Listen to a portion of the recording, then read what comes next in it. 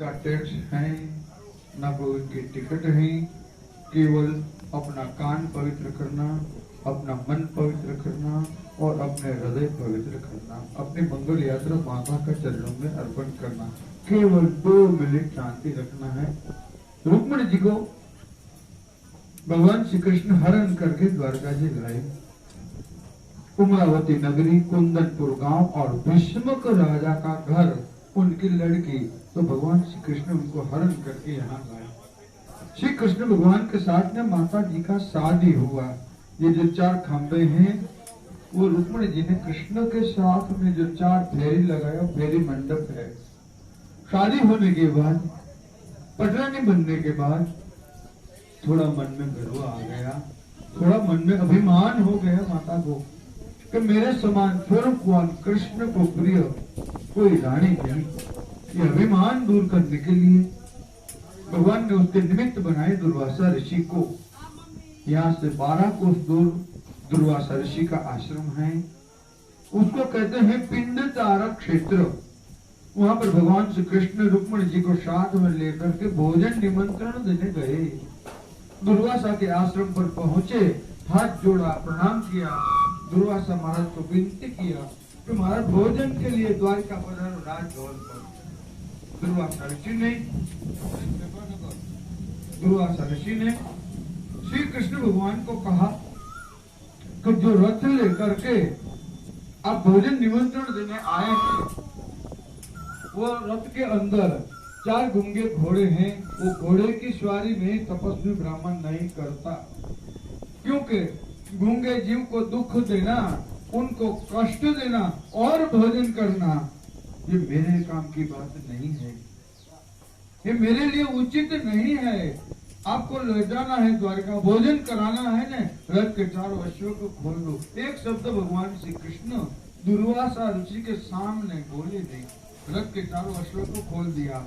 एक तरफ भगवान, एक तरफ रुक्मिणी, पति पत्नी दोनों रथ में जुट गए। अपने गुरु महाराज को रथ में बिठाए, गुरु को बिठा के गुरु का महिमा गाते गाते रथ खींचने लगे।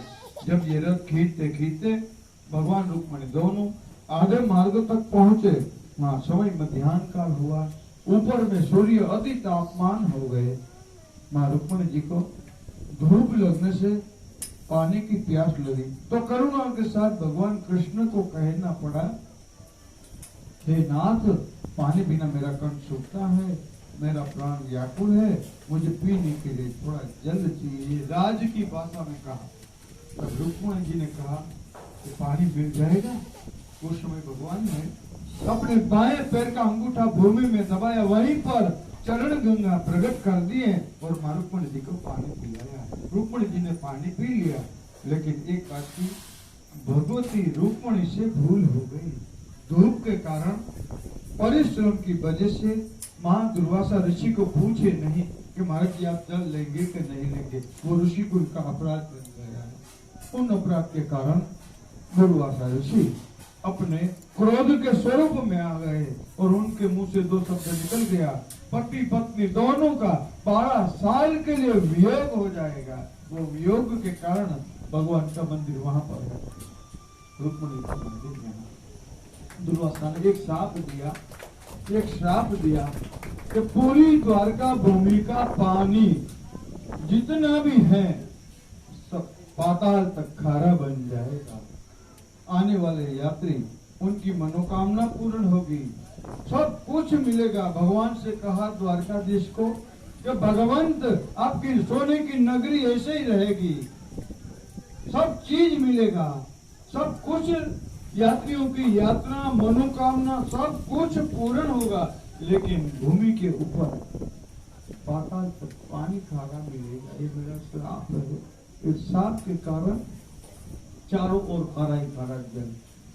बीच में महारानी रुक्मिणी विराजमान है। और कुछ तीर्थ में आप गए होंगे, लेकिन वहां पर मंदिर के पास में मीठा पानी का नदी, तालाब, कुआं, कुंड कुछ भी होगा, लेकिन ये भूमि के ऊपर तो चारों ओर खारा ही खारा जल है। बीच में मां विराजमान है। मां रुक्मिणी के नाम पर यहाँ अखंड प्याल चलता है। गाय, मानव, पशु, पक्षी, साधु, संत, सत्य, जल के कारण माता को यहाँ रहना पड़ा था। इसीलिए मां रुक्मणी के नाम पर ये अखंड प्याव चलता है। पानी यहाँ नहीं मिलता, 20 किलोमीटर दूर टैंकर के माध्यम से जहाँ मीठा पानी निकलता है वहां से पानी यहाँ मंगा करके मां रुक्मणी के नाम पर अखंड प्याव चलता है। तो प्याव के अंदर किसी यात्री को, किसी भक्त को मन में ऐसा लगे कि हमें अपने पितरों की शांति के लिए भूमि के ऊपर पानी का दान करना है, तो अंदर काउंटर की व्यवस्था है, वहाँ पानी पिलाने वाले का नाम पुकारा जाता है, वहीं से प्रसाद कुमकुम आशीर्वाद दिया जाता है, वो ले जाने का महिमा है।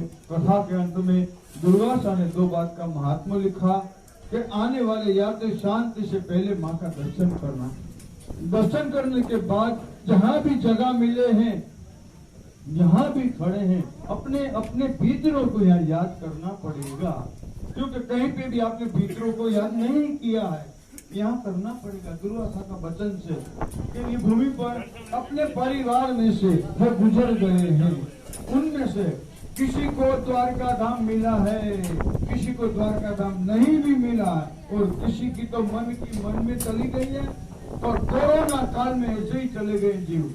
उस जीव की शांति के लिए जो भूमि के ऊपर पानी का दान देने का महत्व है, हो सके तो जल का दान करना। पानी यहाँ नहीं मिलता, 20 किलोमीटर दूर से जो टैंकर आता है ना, उनका 1000 रुपया एक दिन का खर्चा लगता है। कोई आधा दिन पानी पिलाए उनको 500 रुपया खर्चा लगता है। 21 घड़ा जलदान की भेंट करे तो उनको 200 रुपया खर्चा लगता है। उनका प्रसाद कुमकुम आशीर्वाद मंदिर की तरफ से मिलता है, वो ले जाने का महिमा है। शांति से आना है, शांति से दर्शन करना, वहाँ जाकर के जल प्रसाद अवश्य लेना। ये भूमि के ऊपर जल पीने का, जल पिलाने का ही महत्व है।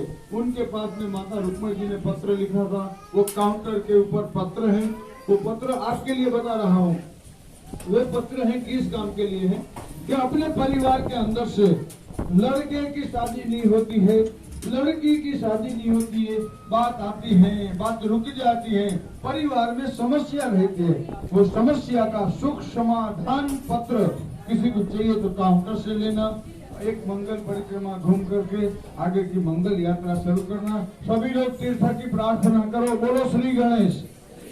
गौ घाट, पांडव घाट, सूर्य नारायण, शंख नारायण, संगम नारायण, चक्र नारायण, हमारे समस्त पितरों की शांति के लिए आपके दरबार में आए हैं।